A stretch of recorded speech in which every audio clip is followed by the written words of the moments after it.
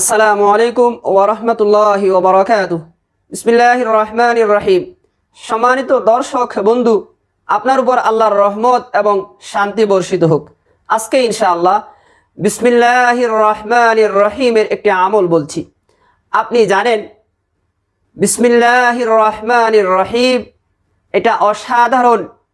এখানে আল্লাহর নাম আছে, আল্লাহ শব্দ যেমন আছে, আল্লাহর গুণবাচক নাম রহমান আছে, যার অর্থ দয়াময়। রহিম এর অর্থ দয়াময়। সূরাতুল আনআমে আল্লাহ দুইবার বলছেন যে আল্লাহ নিজের উপর দয়া মায়া করাকে আবশ্যক করে নিয়েছেন। আল্লাহ নিজেই নিজের উপর এটা আবশ্যক করে নিলেন যে তিনি তার বান্দাদেরকে রহমত করবেন, দয়া মায়া করবেন। আল্লাহর ভাষ্য মতে কাতাবা তাআলা নাফসিহির রাহমা লা ইয়াজমাআন্নাকুম ইলা ইয়াউমিল কিয়ামাতি লা রাইবা ফিহ। এটা সূরাতুল আনআমের আয়াত। সূরা আনআমের দ্বিতীয় পৃষ্ঠায় আল্লাহ বলেন, কুল লিমান মা ফিস সামাওয়াতি ওয়াল আরদ কুল লিল্লাহ।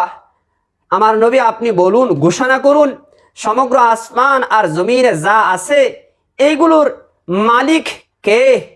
এগুলো কার মালিকানাধীন? আল্লাহ নিজেই তার উত্তর দেন, কুল লিল্লাহ। এগুলো আল্লাহর মালিকানাধীন, সবই আল্লাহর জন্য। কুল লিল্লাহ কাতাবা তাআলা নাফসিহির রাহমা।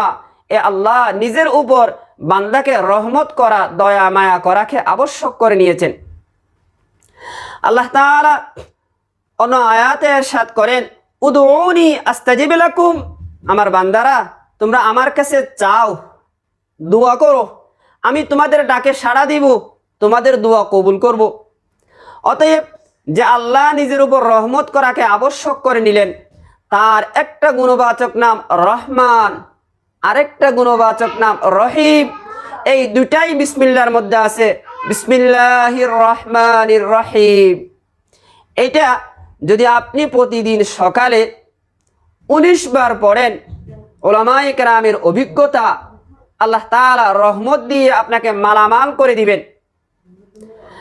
আবার উলামায়ে কেরামের এও অভিজ্ঞতা, যদি আপনি পারেন, সময় একটু বেশি থাকে, প্রতিদিন সকালবেলা বিসমিল্লাহির রহমানির রহিম 786 বার, 786 বার পাঠ করবেন।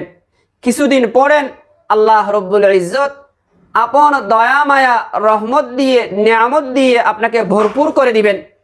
দর্শক, এ আমল করে দেখেন, আপনি ফল পাবেন। যদি ফল পেয়ে যান, আমার জন্য একটু দোয়া করবেন।